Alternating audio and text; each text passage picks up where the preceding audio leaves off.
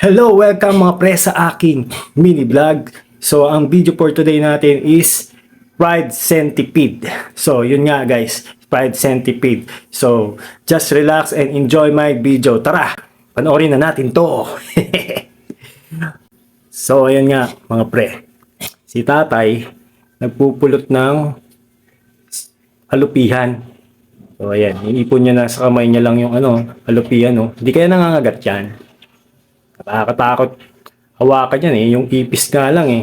Pag dumapo sa'yo eh, hinahampas mo agad. So ito, tignan nyo. Sa kamay niya lang oh. Ang tapang na tao eh.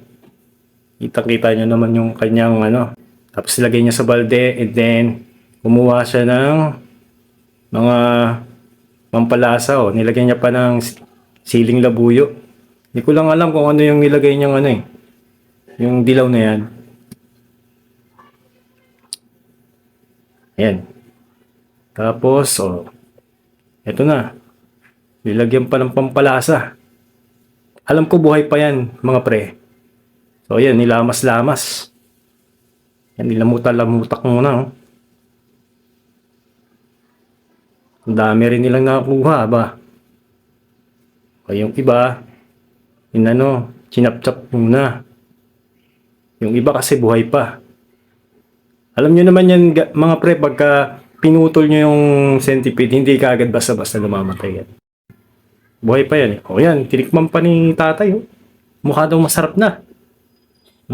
Aba, gagawin lang palang pulutan. Kaya naman pala eh. So ayan oh. Sarap naman ang tagayan nila. So, alam nyo na mga pre, pag wala kayong pampulutan, manguhuli na lang kayo ng alupihan. Huwag kayo mag-alala pre, lasing naman na kayo kaya hindi nyo na malalaman kung anong lasa ng kinakain nyo. So, yun lang guys. So, enjoy nyo na lang yan kung yan kung wala kayong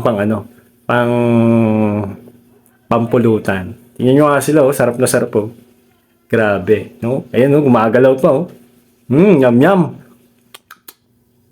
Kakaiba naman ito, no? Tapos yung ginawa pa ni tatay, nilagay pa sa dahon. Parang nagnganga lang eh. Alam niyo ba yung nganga, guys? Mga pre? So ito, sinamahan pa ng sili. Wow! Sarap! Sarap na sarap. Lalo silang mag-iinit niyan. Siyempre, yung alak eh, mainit na. Tapos sinamahan pa ng ng alupihan. Di ba? O, centipede. O, nag-cheers pa sila. Galing-galing naman nila. Tatapang mga pre. Taig pa si Boy Tapang, no? Ayan, no? Ano kaya dahon nito? Parang, dahon ng kamote o dahon ng, ng papaya yan. Kakaiba to. Centipede talaga yung tinira nilang pulutan. Ano kayang lasa niyan? Parang lang, kinilaw. Tapos, pinride na nila yung iba. Kasi nagalaw eh. Baka makagat pa sila, no? O yan, pinride pa nila. Saglit lang ito. Magiging crunchy ito eh. Parang nagka-crunchy siya eh. Pagka So ayan mga pre, tignan nyo naman. Parang nagka-crunchy na siya habang pinapride siya oh. Ayan, pinatry kung luto na. Aba, nag-cheese pa. Talagang masarap na pulutan yan ah. Talagang nilalantakan nila ang alupihan no. Wow! Yummy!